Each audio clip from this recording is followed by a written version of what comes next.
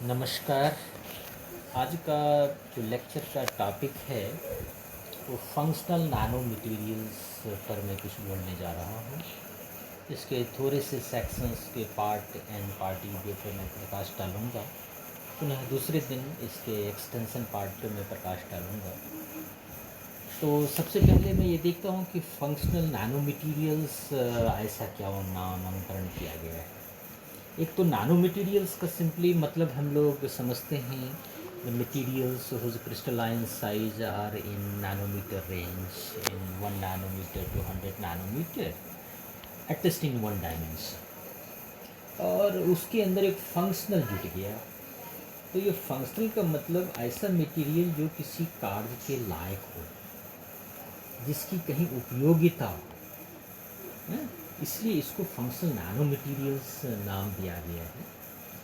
तो आजकल हम लोग देख रहे हैं कि नैनो साइंस या नैनो टेक्नोलॉजी की उपयोगिता लाइफ के विभिन्न क्षेत्रों में हो रही है। हमारे दैनिक जीवन में हम किचन से लेके अपने कॉस्मेटिक आइटम से लेके डिटर्जेंट से लेके फ्यूम्स लेके वातावरण में जो पॉल्यूटेंट पार्टिकल्स है, इवन कोरोना वायरस का भी साइज जो है हमारे नैनोमीटर्स के अंदर है। अभी हाल ही के रिसर्च में हम लोगों ने देखा कि वो कोरोना वायरस को डिफरेंट इलेक्ट्रॉन माइक्रोस्कोपी से देखा गया तो उसके साइज जो है 75 नैनोमीटर्स के आसपास। तो ऐसा मटेरियल जो किसी कार्य के उपयुक्त हो, जिसको किसी भी क्षेत्र में यूज किया जा सके और उसके आधार पर किसी तरह की एप्लीकेशन को आंका जा सकता है, उसको हम फंक्शनल नैनो मटेरियल्स कहते हैं। हम जनरली लोग डेफिनेशन देते हैं कि वो internal and external dimensions are in the order of nanometers and the size include between 1 to 100 nanometers. तो ये नैनो मटेरियल्स नेचुरल भी हो सकते हैं और सिंथेसाइज भी किया जा सकता है।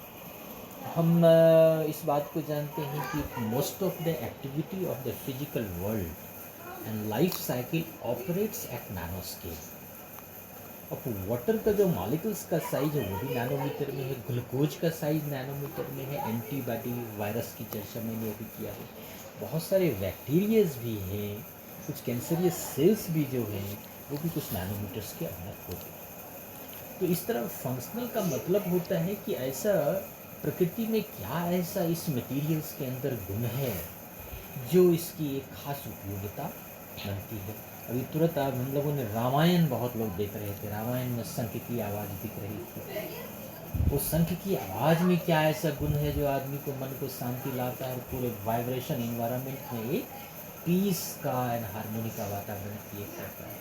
तो आपको जान के तो ये आश्चर्य होगा कि वो जो सी सेल है, वो शंख जो है, उसके भी जो क्रिस्टल स्ट्रक्चर हैं वो नैनोमीटर के रेंज में, वो नैनो क्रिस्टलाइन मटीरियल्स है। उसी कैल्शियम कार्बोनेट का बना हुआ है। सेम कैल्शियम कार्बोनेट का हमारा चाक भी बना होता है जिससे हम ब्लैक बोर्ड पर लिखते हैं, लेकिन वो वैसा प्रॉपर्टी नहीं शो करता है। हाँ, आप चौक को तोड़ देते हो लेकिन शंख को आप नहीं तोड़ सकते हैं, because the nano materials properties के कारण उसका हार्डनेस बढ़ जाता है, मैकेनिकल प्रॉपर्टीज बढ़ जाती है। तो वो फंक्शनल तो है, वो तो नया कारनामा, नया कार्स को तो दिखा रहे हैं। हाँ, तो इस तरीके से ये फंक्शनल नैनो मटेरियल्स की चर्चा हम लोग करते हैं। अब ये प्रश्न उठता है कि कोई मटेरियल्स है परंतु वो फंक्शनल नहीं है, तो उसको क्या किया जा सकता है। तो उसको भी हमारे विभिन्न कोटिंग प्रोसेस से, मिक्सिंग प्रोसेस से हम उसको क्या करते हैं, उसमें कुछ फंक्शनल ग्रुप कॉर्पोरेट करते हैं। तो विभिन्न फंक्शनल ग्रुप को इनकॉर्पोरेट करते हैं तो उसके सरफेस पर वो फंक्शनल मटेरियल का गुण आ जाता है, उसका बिहेवियर दिखने लगता है और वह मटेरियल एक फंक्शनल मटेरियल्स के रूप में दिखने लगता है। जैसे कोई मैं आप नैनो मटेरियल्स को केमिकल्स मेथड से हम बना रहे हैं, आपको सरफेस पर जो है सल्फोनिक आयन का SO3 - ग्रुप का मटेरियल्स चाहिए। तो क्या करते हैं लोग, केमिकल मेथड में H2SO4 मिला देते हैं और उस H2SO4 मिलाने के बाद वो सल्फोनिक ग्रुप्स में सरफेस पर आ जाते हैं। पुनः हम लोग उसको Fourier transform, infrared spectroscopy, scanning electron microscopy से EDX करने के बाद हम उसके एलिमेंटल एनालिसिस करने के बाद उस कंपाउंड का डिटेक्शन करते हैं। तो हमें जो रिक्वायर्ड मटेरियल चाहिए वो मटेरियल हमें मिल जाता है। तो कोटिंग के द्वारा, मिक्सिंग के द्वारा, केमिकल रिएक्शंस के द्वारा भी इस तरह के फंक्शनल मटेरियल्स को बनाया जाता है, बनाया जा सकता है, बना भी सकते हैं। हाँ, अब हम लोग मैग्नेटिक नैनो मटेरियल्स पे बहुत ज़्यादा अपने nano technology laboratory of art knowledge university Patna में बहुत सारे काम हम लोग करते हैं। कहा जाता है कि मैग्नेटिक मटेरियल्स में मैग्नेटाइजेशन प्रॉपर्टीज होता है, खास करके सुपर पैरामैग्नेटिक प्रॉपर्टीज होता है। तो सुपर पैरामैग्नेटिक क्या होता है, नैनो मटेरियल्स की साइज बहुत कम होता है और उसकी कोर्सिविटी और रिटेंटिविटी बहुत ही स्मॉल होता है और मैग्नेटाइजेशन सेचुरेट कर जाता है। तो ऐसे मटेरियल्स पर जब हम एक्सटर्नल मैग्नेटिक फील्ड अप्लाई करते हैं तो इसको पर्टिकुलर ड्रग डिलीवरी में लार्ज स्केल पर यूज किया जा रहा है, इसको कैंसर ट्रीटमेंट में यूज किया जा रहा है। तो अब टारगेट है कि इस तरह के मटेरियल्स को हम लेबोरेटरी में बहुत आसानी से बना भी रहे हैं। हम लोगों ने बहुत सारे ऐसे सुपर पैरामैग्नेटिक नैनो मटेरियल्स बनाया है जो कैंसर लाइन सेल पर उपयोगी हुआ है, साबित है। 2 नैनोमीटर्स के पार्टिकल्स को भी हम लोगों ने बनाया है। हम लोग ऐसा भी देखे हैं कि यूवी विजिबल NIR करके वो मैक्सिमम IR रेडिएशन को एब्जॉर्ब करता है। तो this material, such magnetic material are useful for blocking IR radiations and also useful in cancer treatment, hyperthermia cancer. तो इस तरीके से ये फेराइट मटेरियल, मैग्नेटिक मटेरियल्स भी एक फंक्शनल के रूप में हम उसको एक नामांकन दे सकते हैं। नेक्स्ट एक हाइड्रोफोबिक प्रॉपर्टीज़ के बारे में सुने होंगे कि वाटर और डस्ट रिपेलेंट बिहेवियर। कमल के पत्ते को आप लोग देखते हैं, ऑलवेज कमल का पत्ता साफ रहता है, lotus leaf always clean itself, उस पर किसी तरह की गंदगी नहीं बैठती, हाँ, क्योंकि उसका जो सरफेस है, उस सरफेस का जो स्ट्रक्चर है वो हाइड्रोफोबिक नैनो क्रिस्टलाइन सरफेस है। उसमें जब कॉन्टैक्ट एंगल होते हैं, हम लोग पढ़ते हैं फ्लूइड मैकेनिक्स में कॉन्टैक्ट एंगल, तो ये जितने हाइड्रोफोबिक प्रॉपर्टी वाले मटेरियल्स हैं उसमें कॉन्टैक्ट एंगल्स के आधार पर उसको हाइड्रोफोबिक मटेरियल्स को काफ़ी एक्सप्लेन किया जाता है। वो अपने आप में एक बहुत बड़ी थ्योरी है, हम कभी उस पर प्रकाश डालेंगे। तो ये हाइड्रोफोबिक सरफेस की जो प्रॉपर्टी होती है जिसमें डस्ट नहीं बैठता है, उस पर वाटर तक उस पर नहीं बैठता है, तो इस तरह की प्रॉपर्टी वाले नैनो मटेरियल्स को भी अगर हम मोबाइल फ़ोन के ऊपर, लैपटॉप के ऊपर, किसी मटेरियल के ऊपर लेमिनेट कर दें, कोटिंग कर दें, तो उस पर भी डस्ट नहीं बैठेगा। डस्ट रिपेलेंट ट्रेन्स आ गए, dust repellent mobiles, electronic devices हैं जिस पर कोई डस्ट नहीं बैठते, क्योंकि उसका सरफेस जो है वो हाइड्रोफोबिक सरफेस है। नेक्स्ट, ये बहुत तो इसकी चर्चा मैंने पहले जस्ट किया, एक फेराइट्स है। फेराइट्स जो है इंजीनियरिंग नैनो मटेरियल्स हैं। हाँ, तो ये इंजीनियरिंग नैनो मटेरियल्स का यूज़ आपका कैंसर ट्रीटमेंट्स में, इलेक्ट्रॉनिक्स इंडस्ट्री में, सेंसर प्रॉपर्टीज में, एग्रीकल्चर्स में, डिफरेंट एरियाज़ में इस मटेरियल्स का यूज़ होता है। अब डिपेंड करता है कि इसका साइज़ क्या है, इसकी प्रॉपर्टीज़ क्या है, हाँ, उसके आधार पर ये। अब अगर ये 5 नैनोमीटर से नीचे की पार्टिकल्स आप बना सकते हैं तो ये सुपर पैरामैग्नेटिक पार्टिकल होता है, इसकी काफ़ी उपयोगिता है। हाई मैग्नेटिक स्टोरेज की मटेरियल्स को अगर आप इसमें मैग्नेटिक मटेरियल्स में हम लोग बनाते हैं, कहते हैं स्टोरेज डिवाइसेस के रूप में यूज होता है। हाई कोर्सिविटी एंड रिटेंटिविटी मटेरियल मिलता है तो हम कहते हैं कि परमानेंट मैग्नेट के रूप में इसका यूज होता है। दैट डिपेंडेंस कि किस टेम्परेचर पे, किस मैथड से हम इस मटेरियल्स को बनाते हैं। तो मटेरियल साइंस का एरिया तो बहुत ज़्यादा है।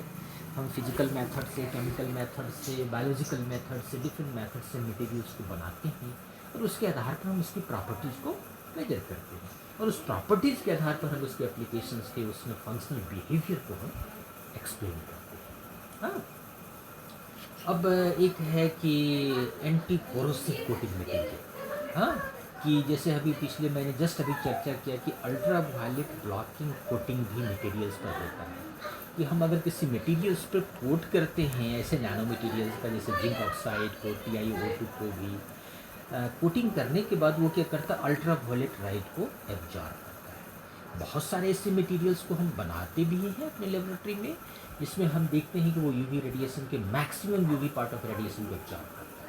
तो that means that material is useful for blocking ultraviolet. तो उस मटेरियल्स की भी हम एक कोटिंग कर सकते हैं। हाँ, ऐसे कोटिंग करने से उसका फंक्शनल बिहेवियर जो है काफ़ी बढ़ जाता है। ये कुछ हमारे रेफरेंसेज हैं, सोर्स है जहाँ से मैं कुछ इमेजेस को लिया हूँ, है ना, और उस इमेजेस के सोर्स को मैं यहाँ पर चर्चा किया हूँ। इसमें एक दो कार्य जो थे वो हमारे tech research project artwork knowledge university से भी मैंने लिया हूँ, हाँ, उसको भी मैं यहाँ पर सेट किया। अब एक बहुत ही रिसेंट आपका फंक्शनल मटेरियल है जो lithium substituted magnesium ferrite nano materials, जिसके कारण हाइड्रो इलेक्ट्रिक सेल जैसा इन्वेंशन हुआ है। और ये हाइड्रो इलेक्ट्रिक सेल इन्वेंशन जो है हमारे Indian best eminent scientist doctor R.K. Kotnala and doctor Jyoti Shah of national physical laboratory Delhi ने किया है। और पूरी दुनिया में इन्होंने ये इन्वेंशन ने काफ़ी धमाल मचाया है और हमारे इंडियन साइंस और इंडियन साइंटिस्ट का इमेज ग्लोबल लेवल का काफ़ी बढ़ा है। तो ये जो हाइड्रो इलेक्ट्रिक सेल है, इसकी सबसे ये जो है मैग्नीशियम फेराइट बेस्ड मटेरियल है, नैनो मटेरियल्स है। इसकी खास खासियत क्या है, इसका स्ट्रक्चर पोरस होता है। तो पोरोसिटी के होने से जब वाटर मॉलिक्यूल्स इस पर डाला जाता है तो वो वाटर मॉलिक्यूल्स आयंस में कन्वर्ट हो जाते हैं और फिर वो आयंस के मौसम के बिहेवियर के कारण इलेक्ट्रिसिटी फ्लो होने लगता है। इसलिए इसको हाइड्रो इलेक्ट्रिक सेल कहते हैं, हम संज्ञा दिया गया है। और जो भी कहा जा रहा है कि अभी जो हमारी दीपावली आने वाली है, वो दीपावली में जो है हाइड्रो इलेक्ट्रिक सेल दीप जलेंगे जो इन्वायरमेंट फ्रेंडली होंगे, पॉल्यूशंस क्रिएट नहीं। तो इस तरीके से जो फेराइट्स मटेरियल है, हम डिफरेंट फेराइट मटेरियल के पोरोसिटी को देख के, उसके आयन मैकेनिज्म को देख के हाइड्रो इलेक्ट्रिक सेल के डायरेक्शन में काम कर सकते हैं। देश के विभिन्न विश्वविद्यालयों में, IITs में, NITs में, रिसर्च सेंटर में इस पर स्पेशली इस हाइड्रो इलेक्ट्रिक सेल्स पर काम हो रहे हैं। हमारे यहाँ भी कुछ PhD छात्र इस पर काम करने के लिए शुरुआत अपनी कर चुके हैं। तो बहुत इसकी कुछ साइलेंट फीचर है इस हाइड्रो इलेक्ट्रिक सेल की। ये क्लीन होता है, लो कॉस्ट होता है, रिलायबल पावर जनरेशन करते हैं, पोर्टेबल होता है, इन्वायरमेंट फ्रेंडली होते हैं, ग्रीन एनर्जी सोर्स है। बहुत इम्पॉर्टेंट ये भी है कि ये मेड इन इंडिया है, हमारे हिंदुस्तान में, हमारे भारत में ये बना हुआ मटेरियल है और हमारे भारत के वैज्ञानिकों ने इसे बनाया है। ये बहुत हमारे लिए प्राउड की बात है। दूसरा मैं एक चर्चा करता हूँ, बहुत हम लोग इसको cadmium selenite quantum dot material, ये बहुत ही प्रचलित आजकल मटेरियल है। ये कैडमियम सेलेनाइट क्वांटम डॉट्स, जिसका बहुत वाइड एप्लीकेशन सोलर सेल के एरिया में हो रहा है, LED लाइट में हो रहा है, फ्लोरोसेंट मटेरियल्स के रूप में यूज हो रहा है ना।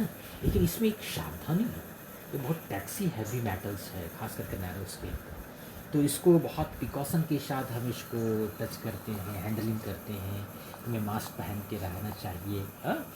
तो ये जो हमारा cadmium selenite quantum dot material है, ये भी बहुत इसकी काफ़ी एरिया में यूज हो रहे हैं। डिफरेंट साइज डिपेंडेंट प्रॉपर्टीज़ भी अलग अलग इसमें दिख रहे हैं। तो जो हमारा फोटोल्यूमिनेसेंट मटीरियल्स है, जैसे भी गार्नेट मटीरियल्स पे भी कुछ लोग काम कर रहे हैं हमारे ही डिपार्टमेंट्स में, आप उसको इससे कंपेयर कर सकते हैं। इस मटेरियल को आप केमिकल मेथड के अलावा फिजिकल मेथड से बना सकते हैं और उसकी प्रॉपर्टीज़ को मेजर कर सकते हैं। दूसरा एक पुनः हम एक मटेरियल्स की चर्चा जो कर रहे हैं, जो बहुत पॉपुलर मटेरियल है, वो graphene, multi function nano material कहा जाता है। ग्राफीन की चर्चा बराबर होती है, कहा जाता है वातावरण में जितना धुआं है, अगर उस धुआं को हम कंडेंस कर लें तो बहुत सारे ग्राफीन मटेरियल्स को हम प्राप्त कर सकते हैं। तो ये जो हमारा फ्यूम्स होता है, जो हम फ्यूम्स कहते हैं कि विभिन्न हवन प्रोसेस में भी हम करते हैं या हम कैंडल जलाते हैं, तो जो कार्बन सूट जनरेट होता है उसमें भी ग्राफीन है। वो ग्राफीन नैनो स्ट्रक्चर मटेरियल है, उसमें बहुत सारे ग्राफीन मटेरियल होते हैं, मल्टी वॉल होते हैं, single wall carbon nano tubes के रूप में होते हैं, हमारे बॉल शेप मटेरियल्स के भी रूप में होते हैं। तो ये ग्राफीन मटेरियल का मल्टी फंक्शनल एप्लीकेशंस है और बहुत तरीके से इसको हम कंडेंस कर सकते हैं, बना सकते हैं, है ना।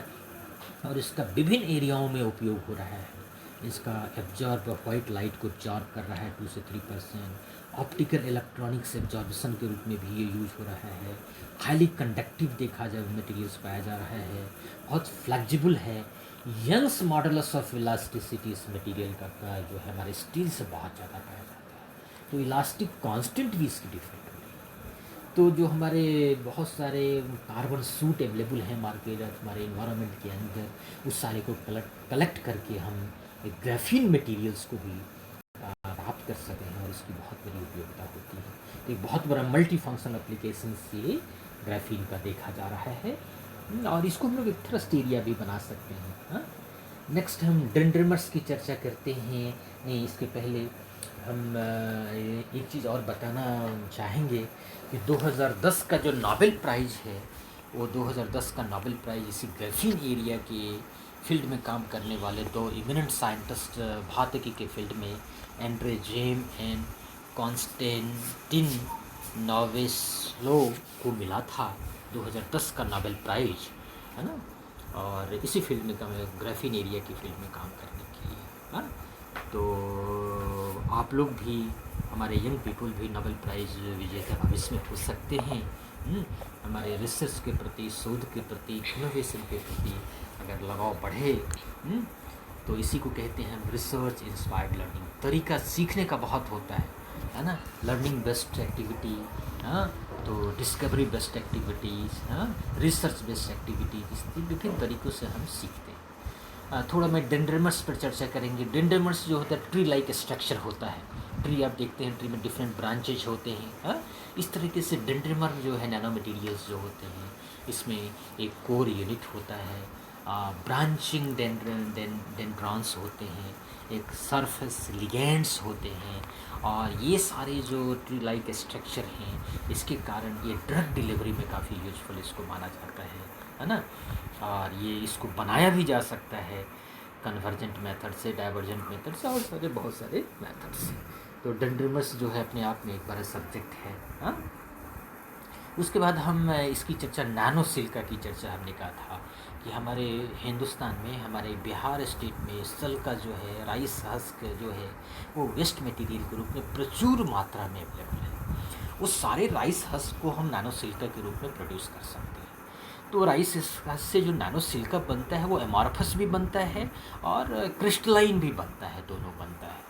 तो जो हमारा क्रिस्टलाइन और एमॉर्फस दोनों है, वो दोनों डिपेंड करता है कि हम उसको किस टेम्परेचर पे, किस रेंज के टेम्परेचर पे बना रहे हैं। तो both amorphous nano silica and crystalline nano silica are useful in various applications, और ये बहुत ही इमर्जिंग फंक्शनल मटेरियल्स है, जिसका ये उपयोग सिर्फ इलेक्ट्रिसिटी के फील्ड में नहीं, रबर के फील्ड में, एग्रीकल्चर के फील्ड में, मेडिकल साइंस के फील्ड में, काफ़ी एरिया में होता है। तो अभी हमारे कुछ एमटेक स्टूडेंट्स भी, पीएचडी स्टूडेंट्स भी इस एरिया में काम करते हैं, और हमें ऐसी उम्मीद है कि बहुत अच्छे ये निकल के इसके रिजल्ट्स आएंगे। उसके बाद मैं एक और फंक्शनल मटेरियल की चर्चा कर रहा हूँ, वो फूड से रिलेटेड है, टर्मरिक। टर्मरिक के बारे में काफ़ी कुछ इसके प्रॉपर्टीज़ पूरी दुनिया में चर्चा होती है। हम लोगों ने टर्मरिक के विभिन्न particle size 20 nanometer, 30 nanometer, 40 nanometer, 5 nanometers को बॉल मिलिंग के मदद से बनाया है। तो देख क्या रहा हूँ कि जैसे जैसे टर्मरिक का साइज सुपर फाइन पाउडर की तरह, नैनो क्रिस्टलाइन मैटर की तरह जाता है, ये पीले हल्दी, लाल हल्दी बन जाता है। तो ये जो पहले पीले हल्दी मार्केट में प्रचुर मात्रा में मिलता था, अब लाल हल्दी में मार्केट्स में मिल सकता है। तो इसके इस तरह के फोटोल्यूमिनेसेंट बिहेवियर जो इस लाल हल्दी के हो रहे हैं, तो एक नया फंक्शनल मटेरियल के रूप में मटेरियल्स है, और इसकी उपयोगिता काफ़ी हमें मिल रहा है। हमें बायोमेडिकल्स फील्ड में कैंसर लाइन सेल्स पर इसकी उपयोगिता दिख रही है ना। और जब इस मटेरियल में इस तरह के बायोलॉजिकल इमेजिंग में भी यूज हो सकता है ना। इसके पूरे हम इंटरप्लानर डिस्टेंस, लैटिस कांस्टेंट की अगर कंपेयर करते हैं, तो देखते हैं इसकी प्योर सरफेस मॉर्फोलॉजी जो है इस टर्मरिक पाउडर का, वो पूरा डिस्टॉर्ट स्ट्रक्चर आता है। उसके पूरे एग्लोमरेशन जो है वो भी बहुत ज़्यादा आता है, क्योंकि सरफेस पे वॉल्यूम रेशियो काफ़ी चेंज हो जाता है नैनो स्केल में जाने के बाद। तो सिंपली हमारा जो कोर्स पाउडर है और ये नैनो पाउडर है, इसमें काफ़ी डिफरेंस पाया जा रहा है। एक हमारा बहुत ही इमर्जिंग फंक्शनल फूड मटेरियल्स को हम इससे कह सकते हैं। अब इसको बहुत अच्छे से हम एक थ्रस्ट एरिया बना सकते हैं कि इसको बनाने की बहुत हमारे पास अच्छी विधि है। बॉल मिलिंग मशीन हमारे पास है। इस बॉल मिलिंग मशीन से हम क्या करते हैं, इस मटेरियल को हम 5 hour 10 hour 2 hour 7 hour milling करके हम इस मटेरियल्स को बना सकते हैं। और काफ़ी अभी हमने जिंजर का नैनो पाउडर्स भी बनाया, हम लोगों ने सिनेमन का नैनो पाउडर्स बनाया। हाँ, उसके बाद और सारे नैनो मटेरियल्स की बनाने की हम लोग इस पर सोच रहे हैं। This may be a very thrust area for the development of society, nation and state Bihar also। और हम जो कहे तो बार बार ये प्रश्न पैदा होती है एकेडमी इंडस्ट्री टाइप। तो जब इस तरह के हम एकेडमिक्स करते हैं तो हमारी इंडस्ट्रियल नीड बढ़ती है, इंडस्ट्री में इसकी उपयोगिता बढ़ती है। तो industry peoples are also are very interested कि क्या ये फूड में किस तरह के रिसर्च उमर के सामने आ रहे हैं। तो अभी कुछ हम लोगों ने ये कुछ मीडिया रिस्पांस डाला हुआ है। करेला का नैनो पाउडर रोकेगा कैंसर का ग्रोथ। 6 अत्याधुनिक मशीन का लिया गया है सारा, तो मॉडर्न साइंटिफिक टूल्स का हमने यूज किया। इस तरीके से सुपर फाइन पाउडर भी हम बना सकते हैं फूड मटेरियल्स का, है? और उसकी उपयोगिता फार्मास्यूटिकल इंडस्ट्री में, बायोमेडिकल इंजीनियरिंग में काफ़ी देखा जा रहा है। हाँ, और ये हमारे इस पर जो रिसोर्सेज हमारे पास हैं, हमारी सोसाइटी में काफ़ी अच्छे रिसोर्सेज हैं। हाँ, कहा जाता है employment through resources in the society. तो जो हमारे पास रिसोर्सेज हैं उससे हम एक एम्प्लॉयमेंट को जनरेट कर सकते हैं, एक नया ज्ञान को हम क्रिएट कर सकते हैं। और उस ज्ञान आधारित उद्योग होने से हमारे समाज में एम्प्लॉयमेंट से लेके एक कहते हैं कि डेवलपिंग सोसाइटी की एक निशानी हमारे समाज में फैलेगी। तो अभी इस लेक्चर में हमने जो फंक्शनल मटेरियल्स की चर्चा किया, वो फंक्शनल मटेरियल हमारा जो है वो नानो सिल्का है, मैग्नेटिक मटेरियल्स हैं, फेराइट्स मटेरियल हैं, फूड मटेरियल्स हैं। हाँ, उसके बाद TiO2 मटेरियल्स हैं। हाँ, कैडमियम सल्फाइड है ना, कैडमियम सेलेनाइड्स हैं, डिफरेंट तरह के क्वांटम डॉट्स हैं, hydro electric cell based materials हैं, इसमें lithium based ferrite magnetic nano materials का यूज हो रहा है। फ्लोरीन की मैंने चर्चा किया।